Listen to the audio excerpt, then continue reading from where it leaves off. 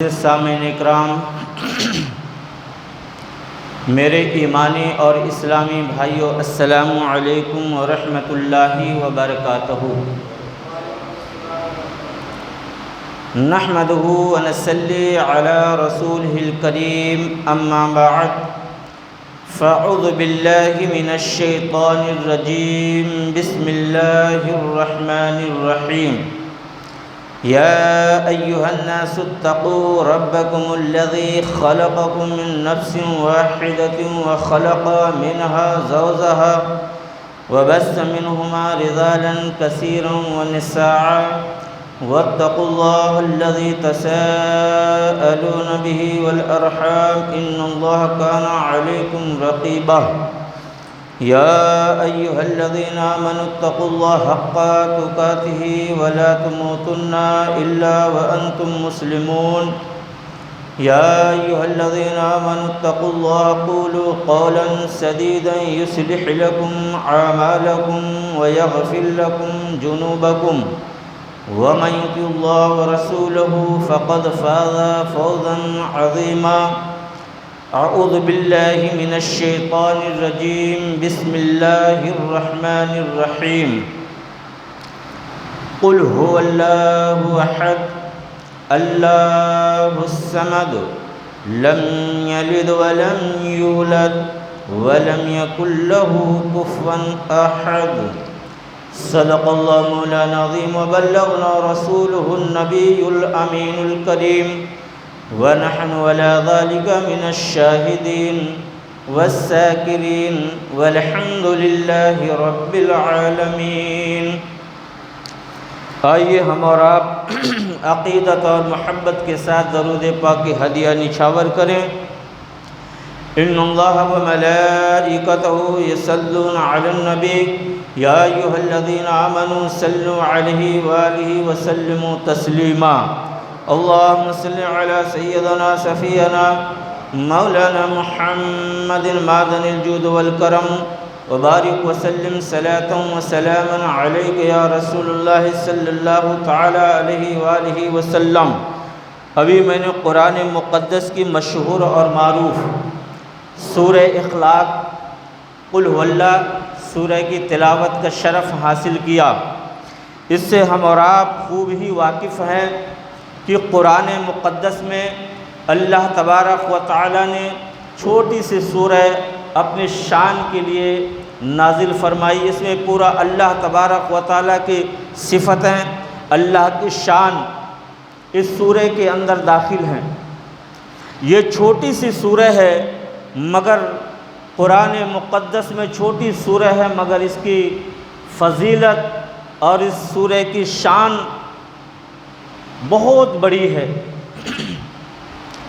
اللہ تبارک و تعالیٰ کی ذات اور اس کی صفات پوری سورہ کے اندر داخل ہے۔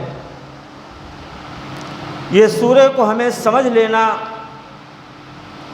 اور جو یہ سورہ کو سمجھ گیا تو زندگی میں وہ گناہ اور وہ کام نہیں کرے گا جو گناہ ساری نیکیوں کو برباد کر دیتا ہے۔ وہ گناہ جو جہنم کے راستے میں لے جاتا ہے، وہ گناہ جو آپ کی نماز، آپ کے روزے، آپ کا حج، آپ کی زکوٰۃ سب کو برباد کر کے رکھ دیتا ہے اگر ہم نے اس سورہ کو نہیں سمجھا۔ اگر یہ سورہ سمجھ لیا تو ہماری زندگی اور آخرت انشاءاللہ اللہ تبارک و تعالیٰ نے چاہا تو کامیابی ہی کامیابی ہے۔ اللہ تبارک و تعالیٰ کو سورہ اخلاص میں فرماتا ہے، اے میرے محبوب آپ اپنے میرے بندوں سے بتا دیجئے، اپنی امت و مسلمان سے یہ کہہ دیجئے کہ اللہ وہ ہے، وہ ایک ہے۔ اللہ وہ ہے، وہ ایک ہے۔ اللہ بے نیاز ہے، اور ایسا بے نیاز ہے کہ جب سے دنیا بنی اور قیامت ختم ہو جائے گی اس کے بعد بھی اللہ تبارک و تعالیٰ بے نیاز تھا، بے نیاز ہے اور بے نیاز رہے گا۔ اللہ تبارک و تعالیٰ کی کوئی اولاد نہیں اور نہ وہ کسی کی اولاد ہے، نہ وہ کسی سے پیدا ہوا نہ اس سے کوئی پیدا ہوا، اور اس کے جیسا اس کی جوڑ کا کوئی نہیں ہے، نہ کوئی تھا نہ کوئی ہے اور نہ کوئی رہے گا۔ اور وہ گناہ جو ہماری نماز کو خراب کر دے، وہ گناہ جو ہماری زکوٰۃ کو خراب کر دے، وہ گناہ جو ہمارے حج اور ساری زندگی کی عبادت کو تباہ و برباد کر دے، وہ گناہ ہے اللہ کے ساتھ کسی کو شریک کر لینا، اللہ کی ذات کے ساتھ کسی کو ملا لینا۔ یہ وہ بڑا گناہ ہے جو اللہ تبارک و تعالیٰ کبھی معاف نہیں کرتا، ہر گناہوں کو معاف کر سکتا ہے۔ وہ ان اللہ علی کل شیء قدیر ہے، وہ ہر شے پہ قادر ہے، اور وہ خلقت کو پالنے والا ہے، پیدا کرنے والا ہے، وہی چلانے والا ہے۔ اگر وہ چاہے چور کو بھی معاف کر دے، اگر وہ چاہے ڈاکو کو معاف کر دے، اگر وہ چاہے بڑے بڑے گناہوں کو معاف کر دے، مگر اللہ کو یہ پسند نہیں کہ میری ذات کے ساتھ کسی کو شریک کر لیا جائے، میری ذات کے ساتھ کسی کو شامل کر لیا جائے۔ شامل کر ہی لینا نہیں، بلکہ اللہ کو یہ بھی پسند نہیں ہے کہ میرے جیسا کسی کو مان لیا جائے۔ اگر ہم نے کسی کو اللہ کے جیسا مان لیا یا اللہ کے ساتھ شریک کر لیا تو اس نے کفر کر دیا اور وہ کافر ہو گیا، اب اس کا گناہ معاف ہونے والا نہیں ہے، اس نے اپنے جہنم جانے کا راستہ نکال لیا۔ شرک وہ گناہ ہے، شرک اتنی بڑی وبا ہے ایمان والوں کے لیے، مسلمان کے لیے، کہ اب اس سے بڑی وبا اور اس سے بڑی خرابی، اس سے بڑا عذاب اور نہیں ہے۔ اللہ کے ساتھ میں شرک کرنا، اللہ کے علاوہ کسی کو سجدہ کرنا۔ اللہ تبارک و تعالیٰ کی وہ صفت ہے، وہ شان ہے کہ وہ ساری خلقت کو پالتا ہے، ساری خلقت کو نوازتا ہے، ہر نعمت سے نوازتا ہے، ہر ضروریات سے نوازتا ہے۔ اگر ہمارے دل میں یہ گمان، یہ نیت ہے کہ اور بھی کوئی ہمیں پال رہا ہے، اللہ بھی پالتا ہے، اس کے ساتھ اور بھی کوئی ہے جو ہماری مدد کو سنتا ہے، یا ہمیں وہ پال رہا ہے، ہمیں نعمتیں وہ بھی دے رہا ہے، یہ شرک ہے جو اللہ کو پسند نہیں ہے۔ اللہ ہی کی شان ہے، وہ زندگی دیتا ہے، اور ہمارے خیال میں کہ اللہ بھی زندگی دے رہا ہے، اس کے ساتھ اور بھی کوئی ہے زندگی دینے والا، تو یہ ہم نے اللہ کے ساتھ اس کی ذات میں ہم نے شریک کیا، یہ اللہ کو پسند نہیں ہے۔ اور جس نے بھی یہ سوچا، یہ خیال کیا، سمجھیے وہ کافر ہے اور وہ ہمیشہ ہمیشہ کے لیے جہنمی ہے۔ اب اسے کوئی بچانے والا نہیں، اس کی کوئی سننے والا نہیں، کیونکہ سننے والا، پالنے والا، دعائیں قبول کرنے والا، مغفرت کو قبول کرنے والا ایک ہی ذات ہے، وہ ذات اللہ کی ہے۔ اس کے سوا اور کوئی بھی نہ حشر کے میدان میں اور نہ دنیا میں کامیابی مل سکتی ہے، نہ آخرت میں کامیابی مل سکتی ہے۔ کیوں؟ کامیابی دینے والا اللہ ہے، تمہیں فلاح دینے والا اللہ ہے، تمہیں کامیابی کی منزل تک پہنچانے والا اللہ ہے۔ جب ہم نے اللہ ہی کو ناراض کر دیا، اس کے جیسا کسی کو مان لیا، اس کے ساتھ ہم نے شریک کر لیا، جب ہمارا اللہ ہی ناراض ہو گیا اور اس کا یہ فرمان ہے کہ وہ مشرک ہو گیا، کافر ہو گیا، ہمیشہ ہمیشہ کے لیے جہنمی ہو گیا، تو اب ہمیں کون سا در ہے جہاں ہماری سنوائی ہوگی؟ وہ کون سا در ہے جہاں اللہ تبارک و تعالیٰ نے دھتکار دیا ہو، جہاں اللہ کی بارگاہ سے نہ ملے؟ پھر وہ کون سا در ہے جہاں مل جائے؟ تو یہ ایسا بڑا گناہ ہے، اتنا بڑا گناہ ہے جو اللہ کو پسند نہیں ہے، اور اللہ جس سے ناراض ہو جائے۔ ہم نے ساری زندگی نماز پڑھتے رہے، روزہ رکھتے رہے، حج کرتے رہے، زکوٰۃ دیتے رہے، اور ساتھ ساتھ میں اللہ کے ساتھ کسی کو شریک بھی کیے رہے، اللہ جیسا کسی کو مانتے بھی رہے، تو یہ ہماری نماز عبادت کام آنے والی نہیں ہے۔ یہ ہماری نماز عبادت ہمارے منہ پہ ہی مار دی جائے گی، وہ کتنا بڑا عابد ہے، کتنا بڑا عبادت گزار ہے، مگر اس کی عبادت کام آنے والی نہیں، اس کا روزہ نماز کام آنے والی نہیں، رات رات کو اٹھ کے عبادت کرنے والا عبادت کام آنے والی نہیں، کیونکہ اس کے ساتھ میں شریک کیے ہوئے ہے۔ جو لا شریک ہے اس کے ساتھ اس کے جیسا کوئی نہیں ہے۔ تو ہمیں صرف سننا ہی نہیں ہے، اس پہ عمل بھی کرنا ہے۔ میں اس لیے آپ کو بتا رہا ہوں کہ عبادت اور یہ سجدہ صرف اللہ کے لیے ہے۔ اللہ کے پیارے حبیب صلی اللہ تعالی وسلم فرماتے ہیں کہ اللہ کے ساتھ کسی کو شریک مت کرو، چاہے تمہارے جسم کے ٹکڑے ٹکڑے ہو جائیں، گوشت کے ایک ایک لوتھڑا نکال لیا جائے، چاہے تمہیں آگ میں جلا دیا جائے، سمندر میں ڈبا دیا جائے، تمہارے جسم کے ایک ایک بوٹی بنا دی جائے، مگر اللہ کے ساتھ کسی کو شریک مت کرنا۔ یہ اللہ کے پیارے حبیب صلی اللہ تعالی وسلم، ہمارے آقا صلی اللہ علیہ وسلم فرماتے ہیں کہ مگر اللہ کے ساتھ کسی کو شریک مت کرو۔ اور یہ سجدہ صرف اللہ کے لیے ہے، اللہ کے علاوہ کسی کو سجدہ مت کرو۔ کیوں کہ سجدہ دو طرح کا ہوتا ہے، ایک عبادت کا سجدہ ہے اور ایک تعظیمی سجدہ ہے۔ یہ تعظیمی سجدہ کچھ نبیوں کی شریعت میں جائز تھا، مگر یہ شریعت محمدی صلی اللہ تعالی علیہ وسلم کی شریعت میں تعظیمی سجدہ بھی حرام ہے۔ اب یہ سجدہ ہم کسی پیغمبر کو نہیں کر سکتے، کسی پیر فقیر کو نہیں کر سکتے، کسی علامہ مولوی اور مفتی کو نہیں کر سکتے، ماں اور باپ کو نہیں کر سکتے۔ یہ سجدہ ہماری شریعت میں، ہمارے نبی کی شریعت میں تعظیمی سجدہ بھی حرام ہو گیا۔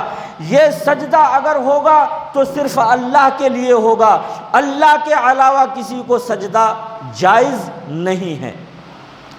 پیارے کریم رؤوف الرحیم جناب محمد مصطفیٰ صلی اللہ تعالی علیہ وسلم فرماتے ہیں اگر غیر اللہ کو سجدہ کرنا جائز ہوتا میری شریعت میں، اگر اللہ کا حکم ہوتا کہ غیر اللہ کو سجدہ کرنا جائز ہے، تو میں سب سے پہلے اپنی امت کی عورتوں کو حکم دیتا کہ وہ اپنے شوہروں کو سجدہ کریں، کیونکہ شوہر کا رتبہ اور شوہر کا حق عورت کے اوپر اتنا ہے کہ اگر عورت اپنے شوہر کو سجدہ بھی کرے تو شوہر کا حق ادا نہیں کر سکتی۔ اگر غیر اللہ کو سجدہ کرنا جائز ہوتا تو میں اپنی امت کی عورت کو پہلے حکم دیتا کہ اپنے شوہر کو سجدہ کرے، مگر یہ سجدہ چاہے وہ تعظیمی سجدہ ہو چاہے عبادتی سجدہ ہو، غیر کے لیے جائز نہیں، حرام ہے۔ اگر سجدہ ہے تو صرف اللہ کے لیے ہے، اللہ کی بارگاہ میں ہی پیشانی جھکے گی، اور اللہ تبارک و تعالیٰ نے وہ پیشانی کو انسان کی باڈی کے اندر سب سے اوپر رکھا ہے، اور جب ہم یہ پیشانی کو اپنے رب کی بارگاہ میں جھکاتے ہیں اور جھکا کر کے ناک زمین پہ رکھتے ہیں اور کہتے ہیں پاک پروردگار عالم، ہم نے سب سے اعلیٰ پیشانی کو تیری بارگاہ میں رکھ دیا، اپنی ناک رگڑ رگڑ کر کے تیری بارگاہ میں تجھ سے التجا کر رہے ہیں، اے رب ہم تیری بارگاہ تک آ گئے، تیری دہلیج تک آ گئے ہیں، اب اپنی رحمت سے تو قبول کر لے۔ ہم سبحان ربی الاعلیٰ کی صدائیں بلند کرتے ہیں۔ یہ نماز میں صرف اور صرف اللہ کی ہی حمد ہے، اللہ ہی کی بڑائی ہے، اللہ ہی کی شان اس میں بولی جاتی ہے۔ تو یہ جو سجدہ ہوگا صرف اللہ کے لیے ہوگا۔ آج غیرت آتی ہے مسلمانوں، آج ہمیں سوچ کر کے دیکھ کر کے آنکھوں میں آنسو آتے ہیں کہ یہ دنیا نہ جانے کہاں سے کہاں پہنچ گئی ہے، مگر مسلمان نادان ابھی وہیں کا وہیں پڑا ہوا ہے۔ یہ اتنا نادان مسلمان کہ دنیا کی ہر چیز میں ہوشیار ہے، مگر دین کے معاملے میں، اپنی آخرت کے معاملے میں، اپنی دمی زندگی کے معاملے میں سب سے پیچھا ہے، سب سے پیچھے پڑا ہوا ہے۔ جیسے 1400 سال پہلے مکہ کے کافروں کا ایمان تھا، مکے کے کافروں کا یہ عقیدہ تھا کہ اگر ہم پتھر کے بت کو ہٹائیں گے تو نہ جانے کون سی بلا آ جائے گی، یہ پتھر ہمارے اوپر کون سی مصیبت لا دے گا، یہ پتھر نہ جانے کون سی پریشانی اور تکلیف لا دے گا۔ 1400 سال وہ کافروں کا ذہن تھا، وہ دماغ تھا اور ان کی فکر تھی۔ آج وہی فکر، وہی ذہن، وہی نیت ہمارے مسلمان بھائیوں کے دلوں میں ہے۔ کتنی شرم کی بات ہے کہ اللہ کے فضل اور کرم سے دنیا میں اسلام پھیل رہا ہے اور اسلامی معلوماتیں ہو رہی ہیں۔ آپ موبائل کے ذریعے سے معلومات کرتے ہیں، بیان سنتے ہیں اور طرح طرح کی چیزیں اس میں اسلامی مسائل آتے ہیں، سب دیکھتے اور سنتے ہیں، خدا جانے دیکھتے ہیں کہ نہیں دیکھتے ہیں، مگر اللہ کے فضل سے کتنے مسائل آتے ہیں اسلام کے، شریعت کے، قرآن کے، حدیث کے۔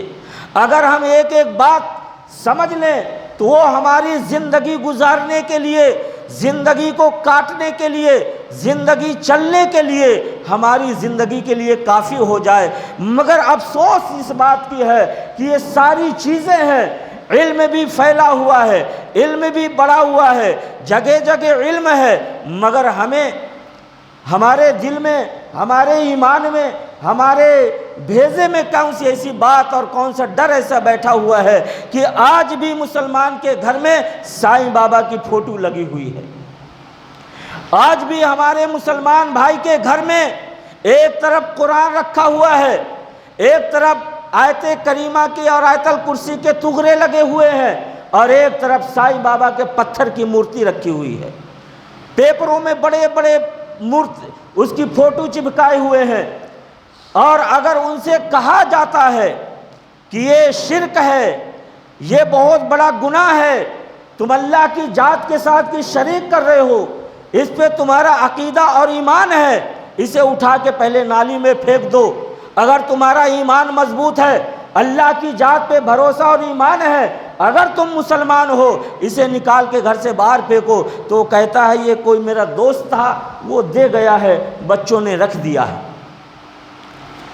آپ مجھ سے مت چھپائیے، اپنے خالق سے چھپائیے، جس خالق نے آپ کو پیدا کیا ہے، جو آپ کو پال رہا ہے، جو آپ کو زندگی دیے ہوئے ہے، اس رب سے ڈریے، خوف کیجئے کہ اب ایک دن ہمیں مرنا ہے، مر کے جانا ہے، اپنے رب کی بارگاہ میں کیا جواب دیں گے۔ خدا کے لیے اگر آپ ایسے کارنامے اپنے گھروں میں کرتے ہیں، خدا کے لیے نکال کے باہر پھینکیے، ایک ذات پاک پہ بھروسہ رکھو، اپنے رب کے اوپر یقین رکھو، تو اللہ ہی ہے جو سنتا ہے، دیکھتا ہے، دینے والا ہے، ہر نعمتیں وہی دیتا ہے، وہی کھلانے پلانے والا، وہی مارنے اور جلانے والا ہے۔ اے مسلمانوں، آج ہماری فکر کہاں ہے؟ آج ہم دنیا کے تانے سن رہے ہیں، دنیا کی وبا میں پھنسے ہوئے ہیں، دنیا کے شیطانی جالوں میں، اسلام کے دشمنوں کے جالوں میں پھنستے چلے جا رہے ہیں۔ اور اس سے پہلے کا دور، اپنی زبان سے آپ کہتے ہیں، پہلے کے ہندو اور مسلمان کیسے رہتے تھے، کیسے محبت اور بھائی چارگی تھی، مگر آج وہ کہاں گئی؟ ان لوگوں نے نہیں، ہم نے خود بگاڑا ہے، کیونکہ ہم اپنے نقش قدم جو اسلام کا طریقہ تھا اس کو چھوڑ رہے ہیں اور غیروں کے طریقے کو اپناتے چلے جا رہے ہیں۔ آپ یہ یاد رکھیے گا، کوئی بھی ہندو قرآن نہیں پڑھتا، کوئی ہندو حدیث نہیں پڑھتا۔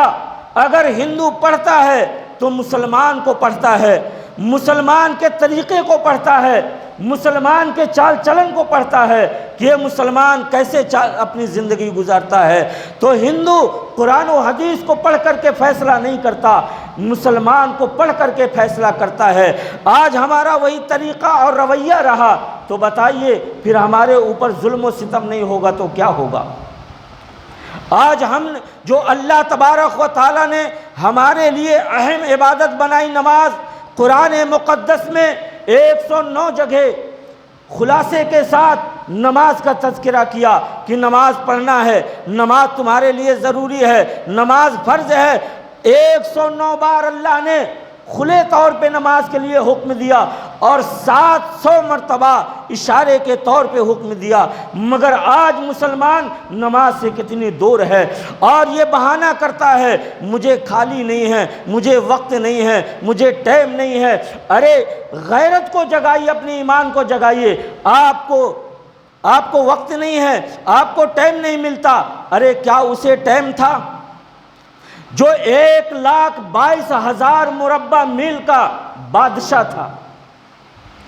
1,22,000 میل مربع کا بادشاہ تھا، امیر المومنین تھا، اپنی رعایا کی پوری دیکھ بھال کرتا تھا، رات میں رکھوالی کرتا تھا، دن میں رعایا کی خدمت کرتا تھا، رات میں رب کی عبادت کرتا تھا، مگر نماز 5 وقت کی ایک بھی نماز قضا نہیں ہوتی تھی۔ کیا اس سے زیادہ بھی ہم کاموں میں لگے ہوئے ہیں؟ حضرت امیر المومنین حضرت عمر فاروق اعظم، جن کا نام سننے سے دشمن کے روکتے کھڑے ہو جاتے ہیں، چہرے میں پسینہ آ جاتا ہے، وہ امیر المومنین 1,22,000 مربع میل کا بادشاہ تھا، امیر المومنین تھے، مگر ایک وقت کی نماز قضا نہیں ہوئی۔ رات میں پہرا لگاتے تھے کہ کوئی میری رعایا پریشان حال تو نہیں ہے، کوئی تکلیف میں تو نہیں ہے۔ دن میں اپنی رعایا کا کام کرتے تھے، رات میں خدا کی بارگاہ میں کھڑے ہو کر کے عبادت کرتے تھے، اپنی زندگی کے معاملات بھی کرتے تھے، کام کرتے تھے، رعایا کا بھی کام کرتے تھے، حکومت بھی چلاتے تھے، مگر نماز کبھی قضا نہیں ہوتی تھی۔ تو کیا ان کو وقت تھا، ٹائم تھا؟ انہیں کیسے فرصت مل جاتی تھی؟ حضرت عبداللہ بن عباس رضی اللہ تعالیٰ عنہ کہ آنکھ میں کچھ نسخ آیا، ڈاکٹر کے پاس گئے، ڈاکٹر نے کہا آپریشن ہوگا، آپ کو کچھ دن کے لیے نماز کو ترک کرنا ہوگا، نماز قضا کرنی ہوگی، نماز کو چھوڑنا ہوگا۔ حضرت عبداللہ بن عباس رضی اللہ تعالیٰ نے فرمایا کہ میں ساری زندگی اندھا رہنا گوارا کروں گا، مگر نماز کو چھوڑنا گوارا نہیں ہے۔ وہ کیسے ایمان والے تھے، نماز سے اتنی محبت اور الفت تھی، پیار تھی۔ آج ہم نے نماز کو بے دھڑک چھوڑا، نماز سے کوئی ہمیں لو نہیں، نماز سے محبت نہیں، نماز سے خشوع نہیں، تو نماز کا فائدہ کیسے ملے گا؟ آج ساری دنیا کے مسلمان اپنی بھلا کے لیے، فلاح کے لیے، کامیابی کے لیے ہاتھ اٹھا کے دعائیں کرتے ہیں، دعا قبول نہیں ہو رہی ہے، ظلم پر ظلم ہو رہا ہے، پسے جا رہے ہیں، دلدل میں پھنستے چلے جا رہے ہیں، مگر دعائیں قبول نہیں ہو رہی ہیں۔ دعا کیسے قبول ہوگی؟ اللہ کے ساتھ ہم شریک کرتے ہیں، اللہ کی بات کو مانتے نہیں ہیں، اللہ جو حکم دیتا ہے اسے ماننے کے لیے تیار نہیں، اور اللہ سے منوانے کے لیے تیار ہیں۔ اے اللہ تبارک و تعالیٰ کے پیارے حبیب فرماتے ہیں جو نماز کی پابندی نہیں کرتا، نماز کو ترک کرتا ہے، وہ اللہ کے حفظ و امان سے باہر ہو جاتا ہے۔ آج غور کریے، سوچئے، آج ساری دنیا میں مسلمان پریشان ہے، اس کی وجہ کیا ہو سکتی ہے؟ وجہ یہی سامنے آتی ہے، اللہ کے پیارے حبیب نے فرمایا جو نماز کو جو قوم ترک کرتی ہے، فرض نماز کو چھوڑتی ہے، اللہ کے حفظ و امان سے باہر ہو جاتی ہے۔ اب اللہ کی ذمہ داری نہیں اس کی حفاظت کرنا جو نماز کو چھوڑتا ہے۔ آج مسلمان بے دھڑک نماز کو چھوڑ رہا ہے، پھر خسارے میں چلا جاتا ہے، ظلم و ستم میں جا رہا ہے، تو رو کے اللہ کی بارگاہ میں دعا کرتا ہے، دعا قبول ہو ہم کیسے مان لیں؟ کیونکہ اللہ کے فرمان کو ٹالتے چلے جا رہے ہیں۔ نماز و عبادت، اللہ کے پیارے حبیب صلی اللہ تعالی وسلم فرماتے ہیں نماز الصلاۃ عماد الدین، نماز دین کا ستون ہے۔ ہم دیندار ہیں، ایماندار ہیں، ہمیں قرآن والے ہیں، کلمے والے ہیں، مسلمان ہیں، مومن ہیں، تو یہ ساری عمارت کس میں کھڑی ہوئی ہے؟ نماز میں کھڑی ہوئی ہے۔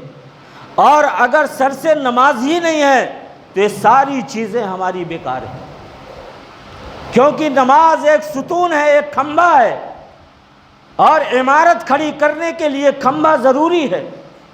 جب تک کھمبا نہیں کھڑا کریں گے، تھام اور پلر نہیں کھڑا کریں گے، اوپر چھت آپ کی سلامت نہیں رہے گی۔ جب تک ہم نماز کو قائم نہیں کریں گے، نماز کو اہمیت نہیں دیں گے، نماز سے محبت نہیں کریں گے، تو ہمارا ایمان اور ہماری عبادت سلامت نہیں رہے گی۔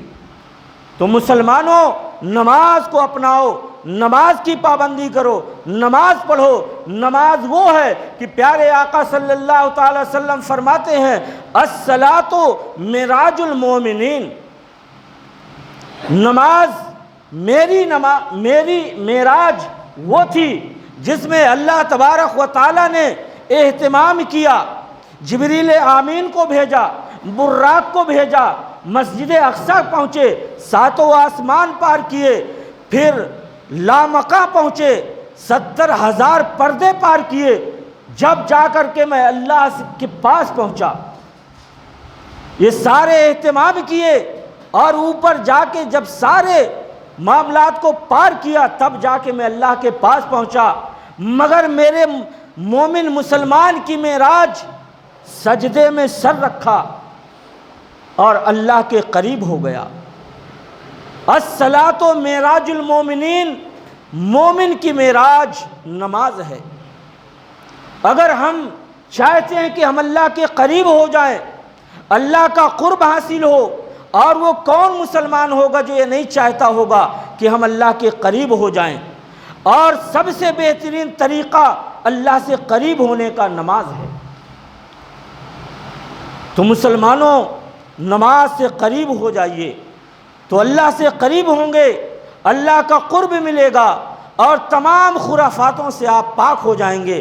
اور اگر ہم نماز سے دل نہیں لگاتے، نماز کو نہیں اپناتے، تو ایسے خرافات میں پھنسے رہیں گے، ایسا پھنسے رہیں گے، پھنستے پھنستے ہم قبر کا منہ دیکھیں گے، اور پھر حشر میں ہماری تباہی اور بربادی کے سوا اور کچھ نہیں ہوگا۔ تو خدا کے لیے ایک ذات پاک پہ بھروسہ رکھو، اللہ کی ذات پہ یقین اور بھروسہ رکھو۔ آدمی مرتا ہے، مرض سے نہیں مرتا، آدمی مرتا ہے بیماری سے نہیں مرتا، آدمی مرتا ہے کوئی حادثات سے نہیں مرتا، آدمی اگر مرتا ہے تو اپنی موت سے مرتا ہے۔ جب اس کی موت جہاں جس جگہ میں لکھی ہوگی، اس کو موت وہاں آ کر کے ہی رہے گی، نہ ایک سیکنڈ جی سکتا ہے، نہ ایک سیکنڈ پہلے مر سکتا ہے۔ تو جب ہمیں یقین ہے، اور مسلمان وہی ہے جو اللہ کے ہر شے پر، ہر چیز پر یقین رکھے، اپنے من گڑھنت خیال پر اور اپنی سوچ اور عقل پر فیصلہ نہ کرے، بلکہ اللہ کی ذات پاک پہ بھروسہ رکھے، اللہ کی ذات پہ یقین رکھے کہ اللہ ایک ہے، ساری خلقت کو پیدا کرنے والا ہے، ساری خلقت کو کھلانے پلانے والا ہے، زندگی موت اسی کے ہاتھ میں ہے، اسی کے قبضے اختیار میں ہے، اس کے سوا اور کسی کے قبضے اختیار میں نہیں ہے۔ اپنے ایمان کو جھنجھوڑ کر کے ایمان والے بنیے، نماز ایسے پڑھیے کہ وہ نماز آپ کو خود گواہی دے کہ ہاں میری نماز میں آج میرے دل کو سکون پہنچا، میرے دل کو اطمینان آیا نماز پڑھنے سے۔ اللہ تبارک و تعالیٰ کا وہ ذکر جہاں دنیا میں کہیں دل کو سکون نہیں، وہ سکون ملتا ہے اللہ کے ذکر کرنے سے۔ تو جب ہمارے دل کو سکون مل جائے، سمجھو ہماری عبادت اللہ کی بارگاہ میں قبول ہے۔ اور اگر ہم جلدی جلدی بھاگنے کی کوشش کریں، نہ نفل پڑھیں نہ سنت پڑھیں، بس سلام پھیرے بھاگے، کیا ہمیں یہ نہیں چاہیے؟ ہم یہ نہیں چاہتے کہ اللہ کے قریب ہو جائیں، اللہ کا قرب مل جائے، اللہ کے نزدیک پہنچ جائیں، اور وہ نماز اور سجدہ ہے جو اللہ سے ایک دم قریب کر دیتا ہے۔ کتنی اچھی عبادت ہے۔ ہر مسلمان یہ سوچتا ہے کہ اللہ ہم سے خوش ہو جائے، اللہ راضی ہو جائے، اللہ ہم سے بہت خوش ہو جائے، اور اگر اللہ راضی اور خوش ہو جائے تو وہ بندے کا بیڑا پار ہے، اور اللہ خوش ہوتا ہے، راضی ہوتا ہے جب وہ ہمارے قریب ہوتا ہے، اور ہمیں اپنے قریب کرنے کے لیے ہمیں نماز پڑھنا ہے۔ آج اپنے سینے میں ہاتھ رکھ کے سوچئے، ہر مسلمان کے گھر میں قرآن ہے کہ نہیں؟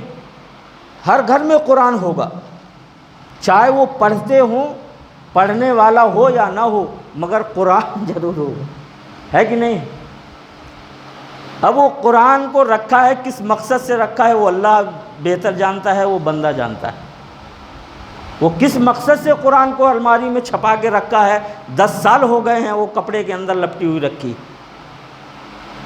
یا تو ہم، اور وہ قرآن ایسی کتاب ہے کہ قرآن کے اندر اللہ تبارک و تعالیٰ نے ہمیں ساری زندگی جینے کا طریقہ قرآن کے اندر رکھا ہے کہ نہیں؟ ہے کہ نہیں؟ ارے بولیے نا۔ قرآن کے اندر بندے کے پیدائش سے لے کر کے قبر تک، قبر سے لے کر حشر تک، پورے زندگی کے حالات، جینے کا طریقہ قرآن کے اندر ہے۔ مگر ہم نے قرآن سے نکالا کیا؟ مرنے کا طریقہ نکالا قرآن سے۔ جب کوئی مرنے لگا اور روح اس کی نہیں نکل رہی ہے، ہچکیاں لے رہا ہے، جھٹکے لے رہا ہے، ذاکنی میں پڑا ہوا ہے، مبتلا ہے، تکلیف ہے، تو کیا کہیں گے؟ کسی کو بلائیے سورہ یاسین پڑھے، بولتے ہیں کہ نہیں؟ تو ہم نے قرآن کو مرنے کے لیے تجویز کر لیا، قرآن کو مرنے کے لیے بنا لیا، مگر قرآن ہے زندگی دینے والا۔ قرآن ہے زندگی کیسے گزارنا ہے، جینے کا طریقہ قرآن دیتا ہے، مگر ہم نے مرنے کا طریقہ نکالا کہ یہ سورہ یاسین پڑھو، آدمی جلدی مر جائے گا، آسانی سے روح نکل جائے گی، ہے کہ نہیں؟ تو خدا کے لیے قرآن گھر میں سجانے کے لیے نہیں ہے، قرآن سے کچھ فیض حاصل کرنے کے لیے ہے، تاکہ زندگی میں بھی اور آخرت میں بھی وہ کام آئے۔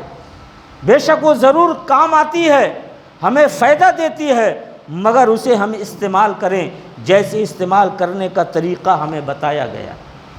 صرف اسے سجا کے رکھو گے آپ کو گناہ ہوگا۔ قرآن رکھ لیا برکت کے لیے، برکت نہیں آ سکتی، آپ کے گھر میں خیر برکت اصل نہیں آئے گی، ایک بھی خیر و برکت نہیں آ سکتی اگر آپ نے یہ ذہن بنا لیا کہ قرآن رکھا ہوا ہے خیر و برکت آئے گی۔ خدا کی پاک کلام ہے، مگر آپ کے گھر میں خیر و برکت نہیں آئے گی۔ آپ جب تک وہ قرآن کو جس مقصد کے لیے اللہ نے پیدا کیا ہے، اللہ نے اتارا ہے، وہ مقصد آپ پورا نہیں کریں گے، آپ کے گھر میں برکت نہیں آئے گی۔ آپ اس قرآن کی تلاوت کریں گے، قرآن کو مقصد جس مقصد کے لیے اتارا گیا وہ مقصد بھی پورا کریں گے، مگر پھر بھی آپ کے گھر میں خیر و برکت نہیں آئے گی جب تک آپ نماز کی پابندی نہیں کریں گے۔ کیونکہ قرآن ہو، حدیث ہو، اللہ اور اس کے رسول صلی اللہ تعالی وسلم سب سے پہلے ہمیں حکم دیتے ہیں کہ نماز پڑھو۔ نماز پڑھو گے، قرآن کا 1 حرف پڑھو گے تو 10 نیکیاں ملیں گی۔ اگر آپ نماز نہیں پڑھیں گے آپ کو کوئی اجر و ثواب نہیں ہے۔ تو سب سے پہلے عبادت نماز ہے، نماز کے بعد ساری عبادتیں ہمارے کام آتی ہیں۔ اور اگر ہم نماز کو چھوڑ دیں اور دنیا بھر عبادت کرتے رہیں، کام کرتے رہیں، پیسے خرچ کرتے رہے تو کوئی بھی کام آنے والا نہیں ہے۔ اگر نماز ہے تو ذرہ سے بھی نیکی اللہ کی بارگاہ میں امید رکھیں کہ وہ قبول ہوگی اور اللہ اس کا اجر و ثواب دے گا۔ تو اللہ کی بارگاہ میں دعا ہے ہم تمامی مومن مسلمان کو سچے دل سے اللہ کی رضا کے لیے نماز پڑھنے کی اللہ ہمیں توفیق عطا فرمائے۔ اللہ تبارک و تعالی ہمارے ذہن میں اور ہمارے دل میں نماز پڑھنے کا شوق اور ذوق پیدا فرمائے۔ اللہ ہماری جان مال آبرو عزت ایمان کی حفاظت عطا فرمائے۔ وآخر دعوانا ان الحمد للہ رب العالمین۔